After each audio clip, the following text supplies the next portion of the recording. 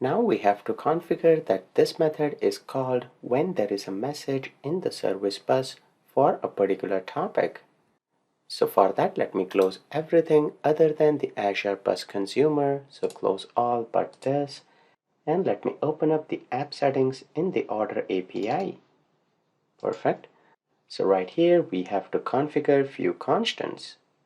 You can create a section and add key and values in there, or we can directly create them here. So the first one that I want to create is service bus connection string. This we already have inside our message bus. If we open this up, we have the connection string. So let me copy it from here and we'll close this, go back and we'll paste that here. So our connection string looks good. Let me minimize this. Perfect, we'll remove everything else. Great. Next thing that we want to set is the subscription name. If we go back to our portal and if we open up our service bus, here let's go to topics. The topic that we want to work on right now is checkout message topic. We will need this exact name as well. So let me copy this, go back and create a topic name. We will say checkout message topic. Let me paste the string that we copied.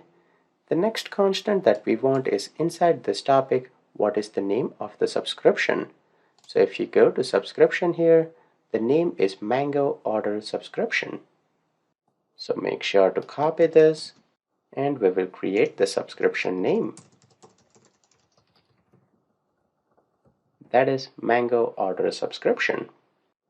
So basically what happens is if a message is posted inside this checkout message topic, we need to get this subscription in order to fetch that message because only this subscriber is subscribed to the checkout message topic.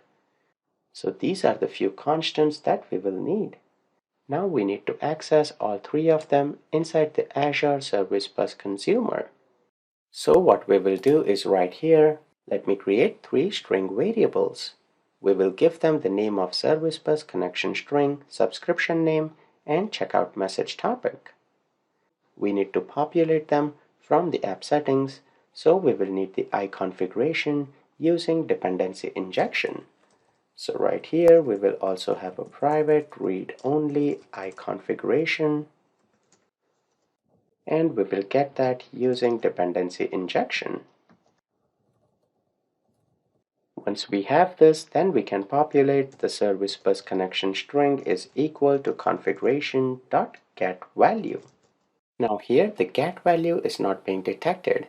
So we will have to add a using statement for Microsoft.extensions.configuration. Once you add that, you will see the I configuration is giving us an error. What happens if we remove that? Let's examine. Now if you examine the I configuration, you can see it is going to the I configuration of AutoMapper. We do not want that. We want the I configuration inside Microsoft.extensions.configuration. So once you add that, if you go to the top, you have automapper.configuration. We will remove that. If you do that, then the error goes away and the get value will also be detected. So perfect, make sure you do not make that mistake when you add the I configuration. This configuration is for getting the value from app settings and not to use AutoMapper. Then here, what will be the return type? That will be a string. And we just need to pass the key name for the service bus connection string inside app settings.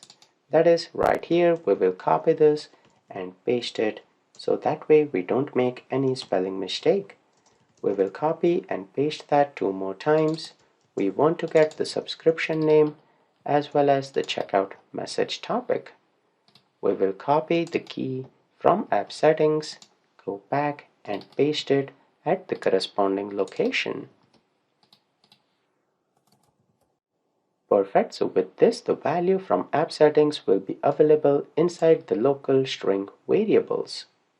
Now we have all the values, we need to create the service bus client and a service bus processor and process all of the messages inside service bus as soon as they get available. Let's do that in the next video.